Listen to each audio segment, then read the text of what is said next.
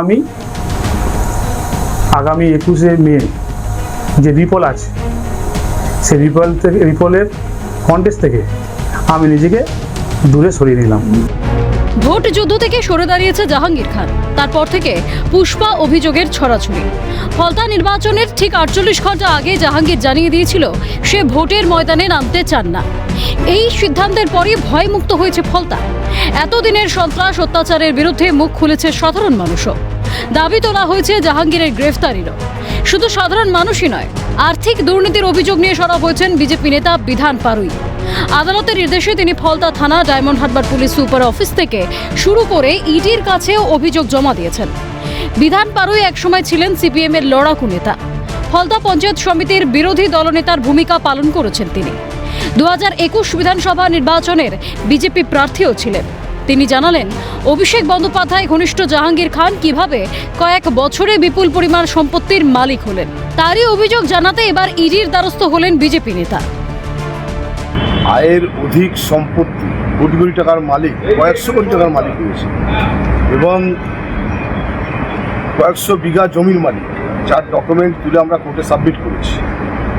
এই অবৈধ উপায়ে অর্থ উপার্জন রাজনৈতিক ক্ষমতা ব্যবহার করে এই অভিষেকের ডায়মন্ড মডেলের মধ্য দিয়ে যে অনাচার ফলতা বিধানসভা সহ সারা ডায়মন্ড এলাকা জুড়ে এবং রাজ্য জুড়ে হয়েছে, মানুষ কথা বলতে পারতো না, মানুষের কোনো অধিকার ছিল না।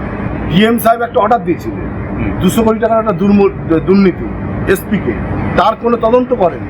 আমরা তার প্রপার কপি তুলে নিয়ে আমরা নতুন কোনো কথা বলছি না কিছু। ওর বিরুদ্ধে যা যা হয়ে আছে সেটাকে আমরা পুনরস্থাপন করতে চাইছি। মানে এতদিন যে অভিযোগগুলো জমা পড়েছে সেই অভিযোগগুলোর কোনো তদন্তই আজ পর্যন্ত তদন্ত নেই, নাম নেই, কোনো চার্জশিটের নাম নেই, ওর কোনো কেস রেজিস্টার নেই ওর নাম। কারণটা তার কারণ হচ্ছে প্রশাসনিক ক্ষমতা, ভাইপো মডেল, ডায়মন্ড হারবার মডেল। পাশাপাশি তার অভিযোগ ছিল জাহাঙ্গীর বাহিনী ব্যাপক ভোট লুট করে। কয়েক হাজার ভোটারকে খুন ও বাড়ি ভাঙচুরের হুমকি দিয়ে ঘর থেকে বেরোতেই দেওয়া হয়নি। প্রশাসনকে কাজে লাগিয়ে বাঁচিয়ে রাখা হয়েছিল ডায়মন্ড মডেল। তবে এখন মানুষ ভয়মুক্ত পরিবেশে ভোট দিতে পারছেন। তার বাহিনী, জাহাঙ্গীর খানের দলবল সব তার নির্দেশ ছাড়া কে চলবে? আজকে মমতা ব্যানার্জি বলতেন 294টা আসনে তিনিই পারতেন। দায়িত্ব নিতে হবে, দায়িত্ব নিতে হবে। কেন এত কথা আসছে? কেন একটা কথা বলেনি?